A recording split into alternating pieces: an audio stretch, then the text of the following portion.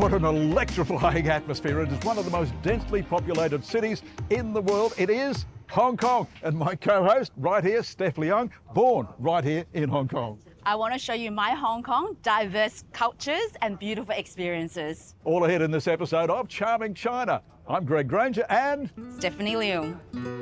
First day, a top experience. We're heading for Victoria Peak for a view over Hong Kong. Our transport, a funicular railway carriage known as the Peak Tram. so it's a funicular railway. We're being pulled up by this cable and there are two of these carriages. Look, as we approached, we saw one of the older carriages, a bit of history there. This is the modern one. Yeah, but they've been running for some time, over a century.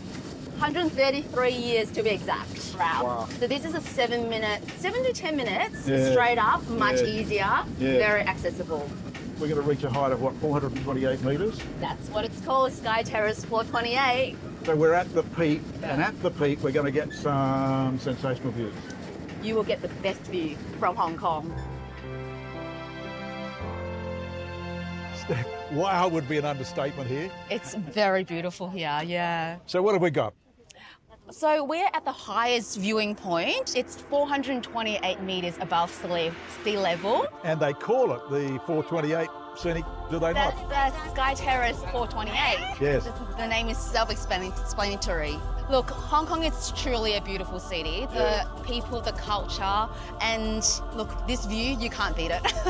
And if you fly all over the world, you would stop by in Hong Kong airport first. And when you stop by, you always stop and have a wander around Hong Kong. Hong Kong is West meet East and New meets Old. So it is a place full of opportunities, full of experiences. It's the place to come to. You've got a certain passion for this place. Hong Kong? Yes, I love Hong Kong. Who wouldn't love Hong Kong? For another perspective, I catch up with Hong Kong historian Elizabeth Sin. Elizabeth, you've got a certain passion for Hong Kong. Yes, I do. I was born here. Yeah. I've lived here all my life. I've traveled a lot. I've been many places and, spend some time here and there. But every time I come back, I just feel so good. I just feel I'm home. As a historian, I love Hong Kong because it has so many layers of history. There's so many ways of reading Hong Kong. At the top, a mini museum, a collection of historic relics from centuries past. Postbox from 1870, operational until 1997, when the Chinese took back Hong Kong from the British colony. This is a Shanghai barber shop. It's a typical setup of the barber experience. Now, once you're in this chair, your fate is up to the barber.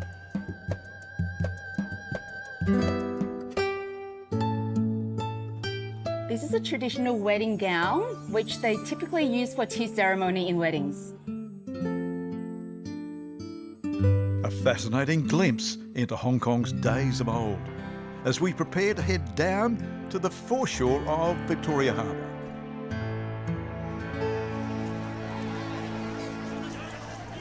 We're on the Avenue of the Stars. It's packed with people and dusk, right on Victoria Harbour. It's a big draw card for many of Hong Kong's population of 7.5 million people. There's a light and sound show every evening here that we're about to take in on a trip on a replica junk. It is such a busy waterway, Victoria Harbour. It is the signature waterway of Hong Kong. Do you know we're actually on a traditional Chinese sailing vessel, Yes. operational from 70s. Okay, and so it's a replica, of course, but this is the way it would have been. Yeah. All timber. It's got a real good smell about it and a real good feel about it, eh? Chinese junk boat. So we're seeing skyscrapers everywhere. This is where people live, in the skyscrapers, not traditional houses.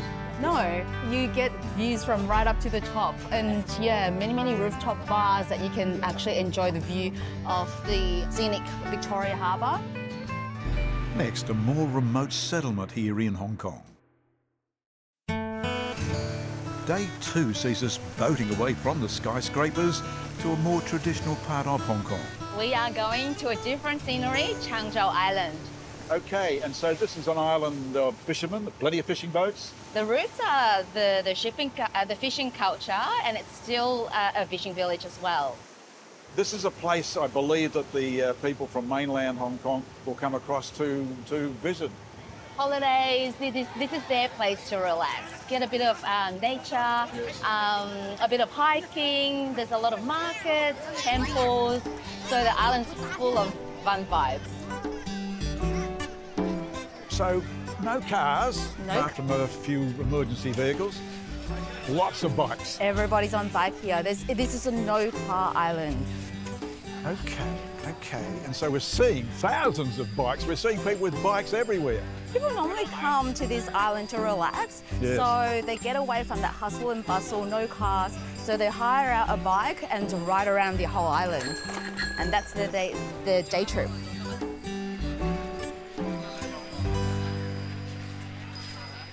What do we got? We've got the Changzhou jumbo fishbowl here. The jumbo fishbowl. Yes, 3 times the size of a normal fishbowl. Not only jumbo, but delicious sauces. 6 different sauces, so you can choose which one you want. And I went for the soy spicy, And I've gone for all good old Aussie barbecue sauce. but the traditional one is actually curry.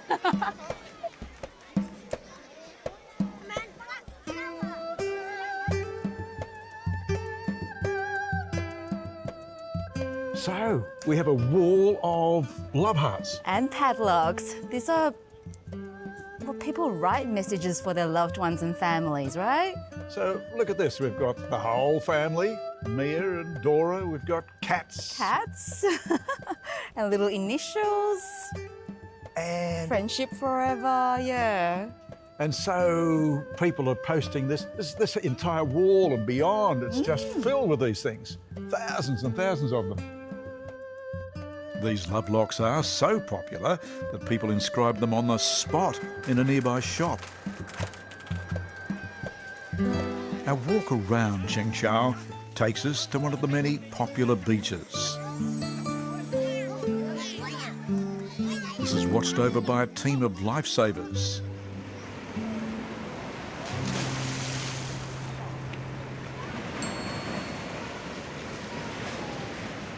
Walking on, we taste some of the local delicacies. So this is another street food that people come all the way from Hong Kong mainland to Changzhou. So it's the mango mochi. It's famous from here. Okay, and so, well, let's have a taste. Perfect. Oh, let go. You go, I go. Yeah, look at the chewy texture. Should be healthy. Yeah.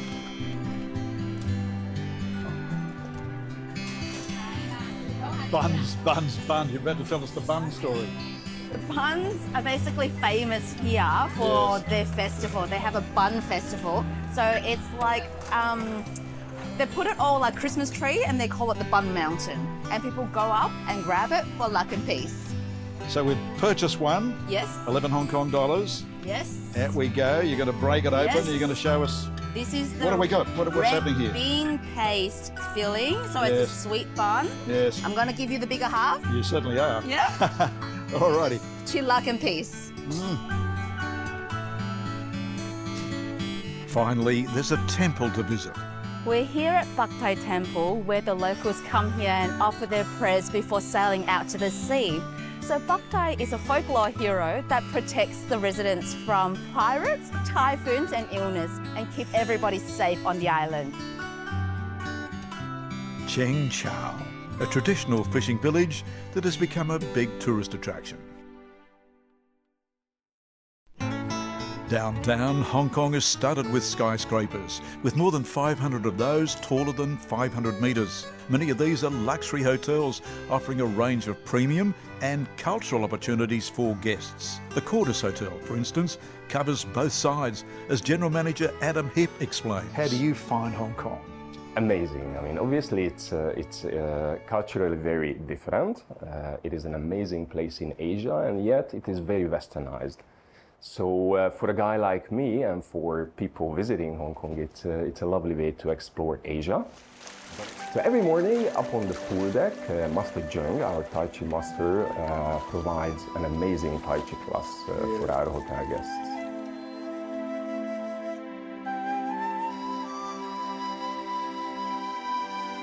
Happening just by the pool. It is really an amazing and relaxing way to start the day here at the Cordis. there's also an immersive art experience here. That is correct. We are very proud to display over 1,500 art pieces in the hotel. So often people say that the Cordis is actually a large art gallery masqueraded as a hotel. One offering the Cordis makes is to take guests around the many markets in this busy area of Hong Kong. Steph and I are joining cultural guide Jonah Lee. So for here, it's the Hong Kong wet market. We got very fresh pork served here. I just talked to the owner. They said it's a very fresh, which is just butchered and cut in the morning. So for here, it have different kinds of parts of the animals. So including the bones. The bones, usually we use it for the soup in the Hong Kong. And apart from the food, the soup, we also have the ribs and also different parts. So it can create a lot of authentic Hong Kong dishes too.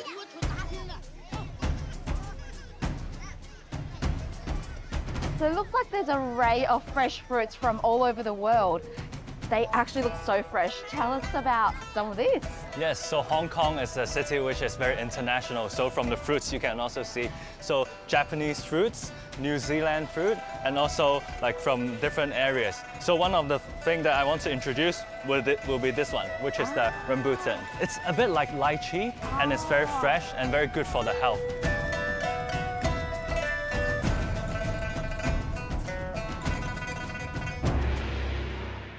Beautiful flower power, grown in China for the last few months, picked in Yunnan yesterday and transported and sold here in Hong Kong today. How is flowers involved in daily lives? Yeah, I think in the flower market you can see a lot of variety of flowers. So here is some bouquets. So mainly I think just for the proposals and for the lovers, and for other there are also like housing decorations. And because in the Chinese belief, some kinds of flowers have different meanings. Some will bring them good luck, some will bring them fortune. Yeah, so it's a very good meaning.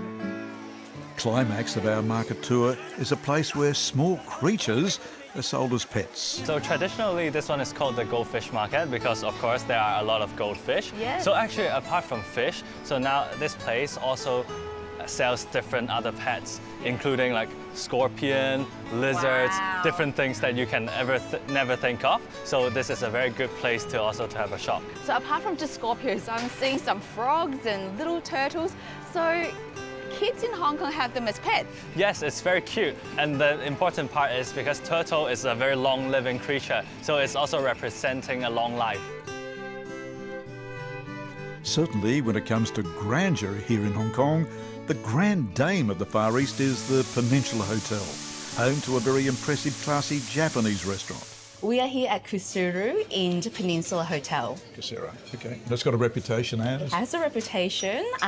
It is the most exquisite and expensive restaurant in the Tsim Sha Tsui district. Okay, it's worth the money. So we're going to see some Japanese food prepared in front of us. The sake is brewed or created by this restaurant. Yes, so this restaurant brand owns their own sake brewery, so it's very rare for a hospitality brand to own their own sake. Chef Frank is preparing our Japanese food tonight.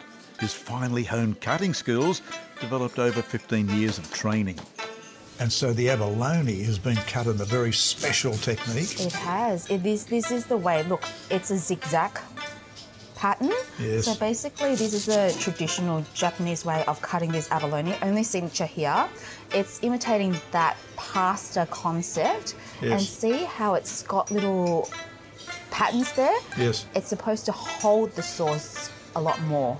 And this has been steamed, is it not, for 7 Steamed hours? for 7 hours. So basically it's tender, almost melt in your mouth abalone. Well, let's try it.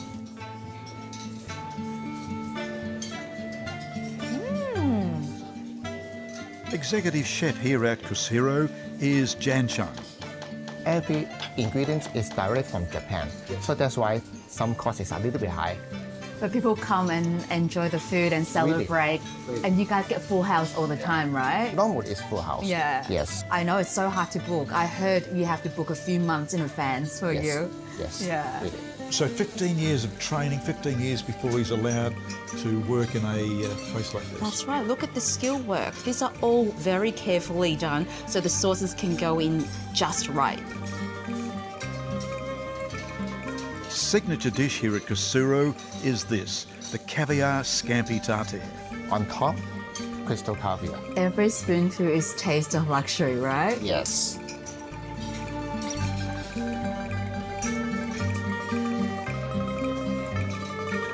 Oh, superb presentation. It is. It's like art. Steph, what a fine display of sashimi we've got here. I see the fish roe here. Salmon fish roll, that's all going on our sushi. And we've got the Hokushima toro, which is the fattiest part of tuna. So it melts in your mouth. This beautifully curated fresh seafood is the topping to our nigiri sushi.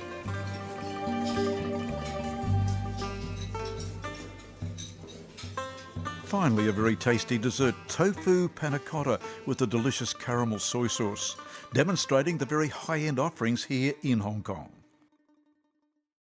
The climax of our Hong Kong experience brings us to a remote fishing village built on stilts. We're on Lanto Island.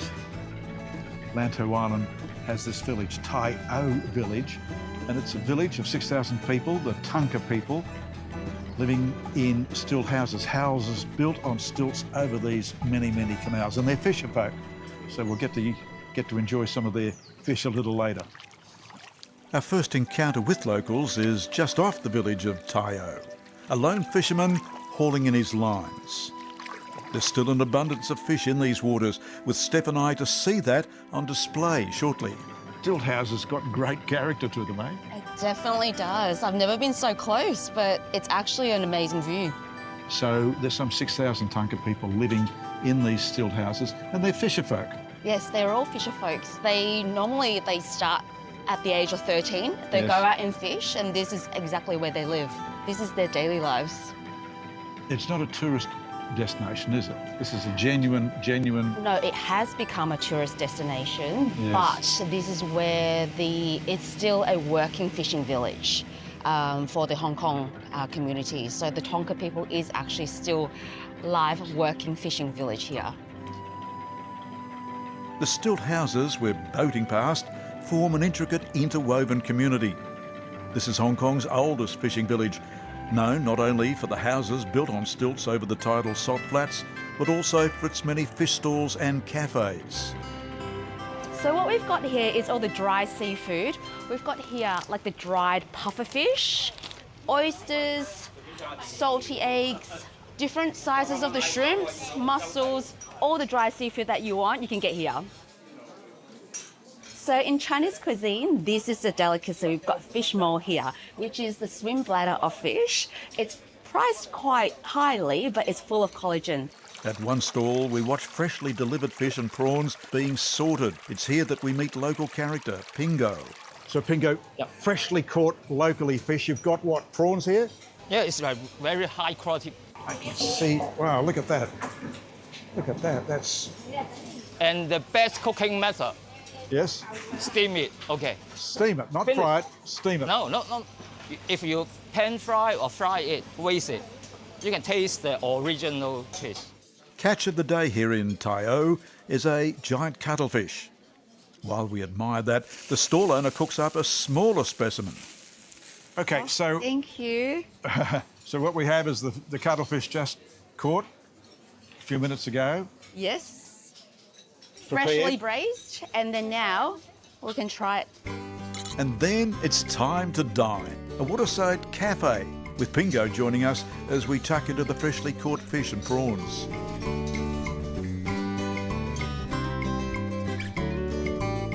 Close by to Tai O, tourists and followers of Buddha gather. There's a monastery. Po Lin Monastery, a place of peace after all the hustle and bustle of downtown, the skyscrapers of downtown Hong Kong. Well, here is the launching place for the big Buddha, which overlooks us here. And a very large statue of Buddha. That's the big Buddha. Steph, that big Buddha, sure big. It's huge. Something, what, 26 metres tall? It's a bronze-seated Buddha, and it symbolises the prosperity of China, the stability of Hong Kong, and peace on earth. Okay, so this was constructed in the 1990s, completed in 1993. Yeah. And now you get big crowds, as we can see, big crowds of tourists are climbing to the summit there. Yes, this is where they find their culture and peace. So they are willing to do those steps, yeah. Take those 268 steps to the summit, and there's the big Buddha with commanding views. So many patrons do a very physically enduring exercise of climbing 268 steps all the way up top to offer their prayers to Big Buddha and to enjoy the 360-degree views of Lantau Island. The Big Buddha, ending our time in Hong Kong.